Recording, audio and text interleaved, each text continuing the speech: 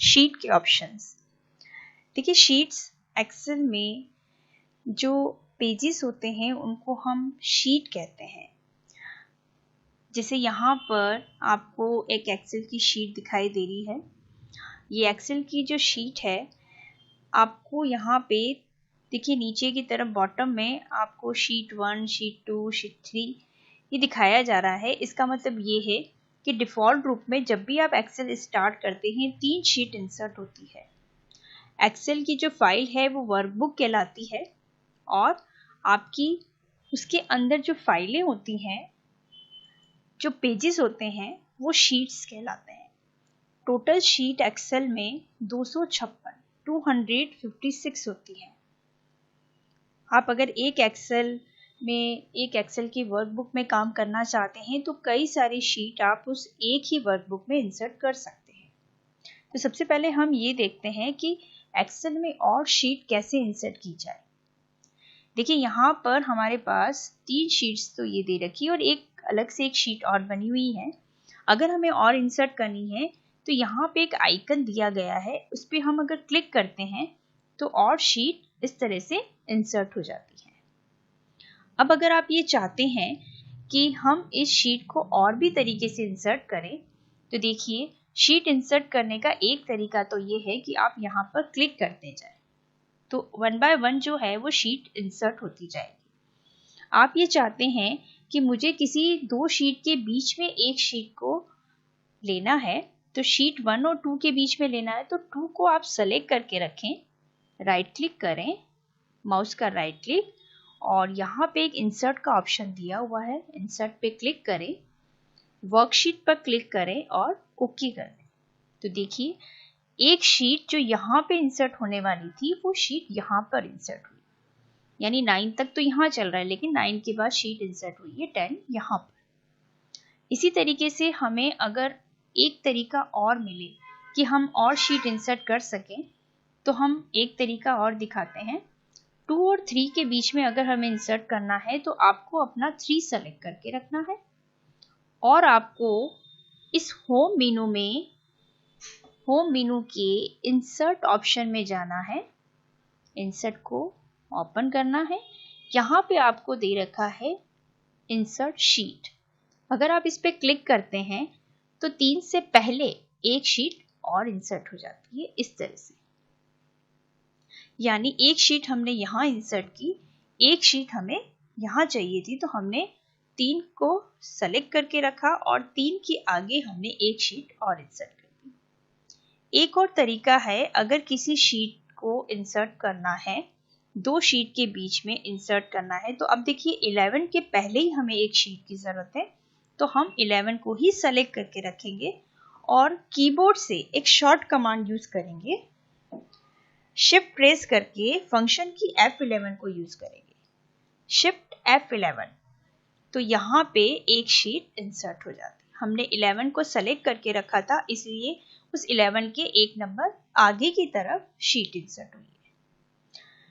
इसके अलावा देखिए आपके पास यहाँ पे कई सारी शीट इंसर्ट हो चुकी है। जनरली हमारे पास जब शीट्स होती हैं तो डिफ़ॉल्ट रूप में इनमें शीट नंबर ही आता है, शीट 1, 2, 3, 4, 5, 6 ऐसे ही आता है, लेकिन आप उनको रीनेम करना चाहते हैं।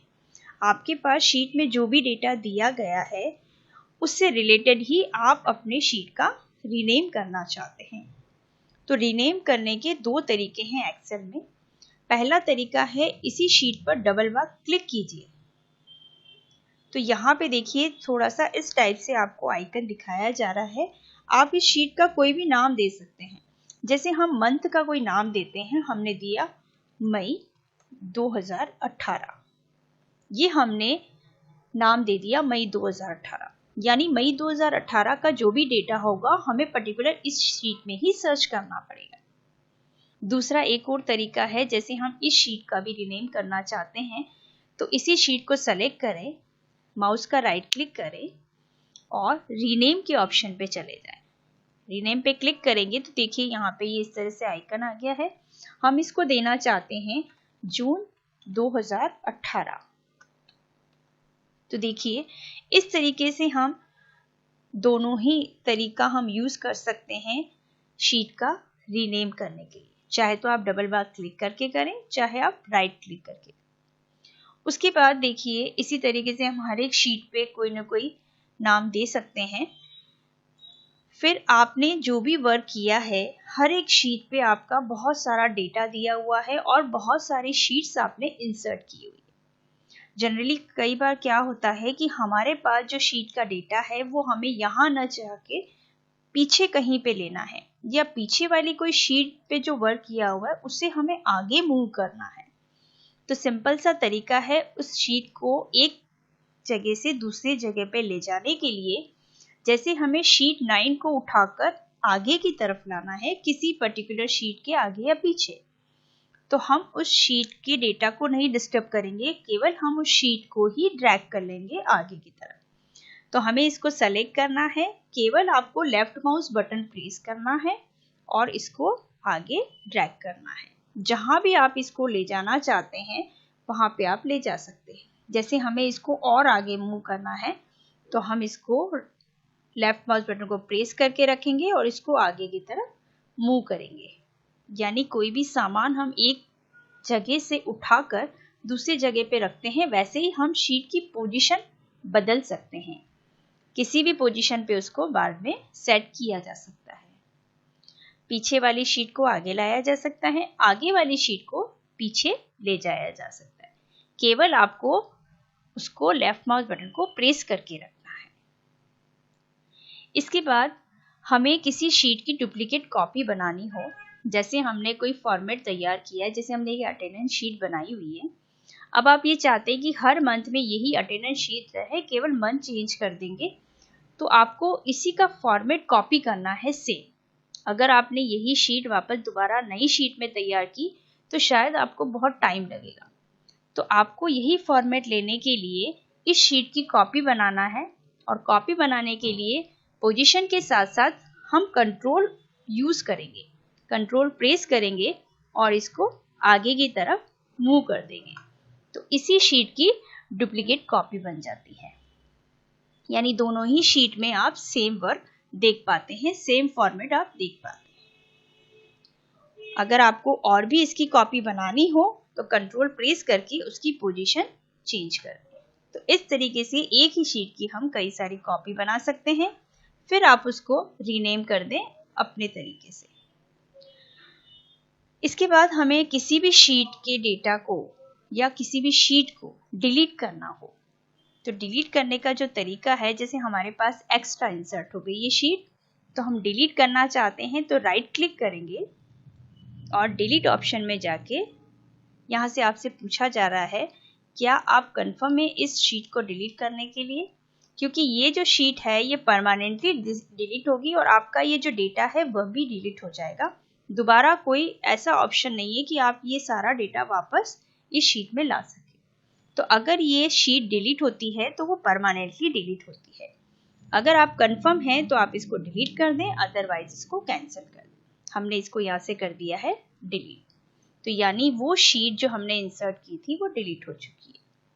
इसी तरीके से हमें एक शीट और अगर डिलीट करनी है तो डिलीट करने का जो दूसरा तरीका है वो होम टिप में जाकर यहीं पे आपको मिलेगा डिलीट का ऑप्शन।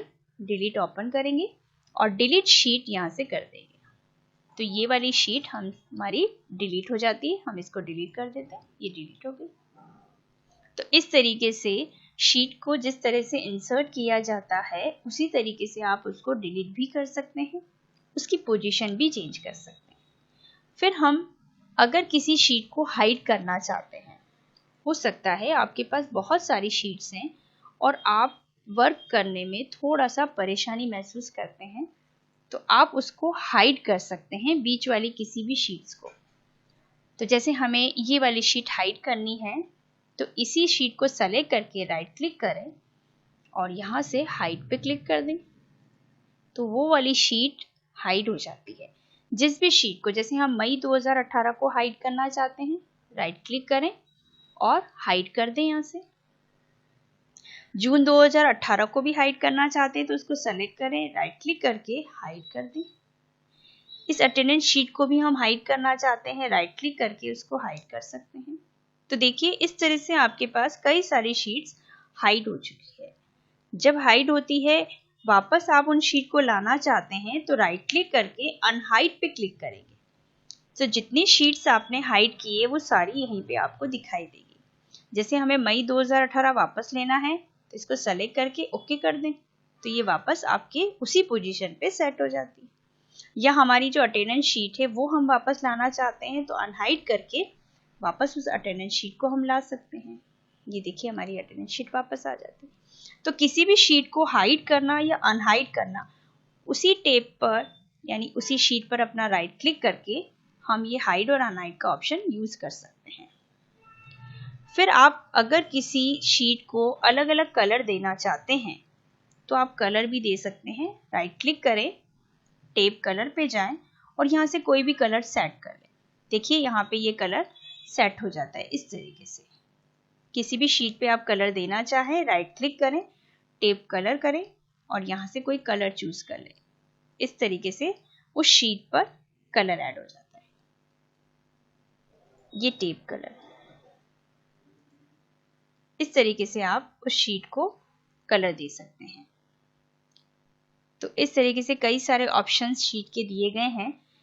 क्योंकि हमारे पास बहुत सारी शीट्स है, उनको कैसे अरेंज करना होता है, उनको रीनेम करना, उनको डिलीट करना, उनकी पोजीशन चेंज करना, उनको हाइड या अनहाइड करना, तो ये सारे ऑप्शन बहुत ही इंपॉर्टेंट हैं एक्सेल में। तो आपको ये सारी चीज़ें पता होनी चाहिए।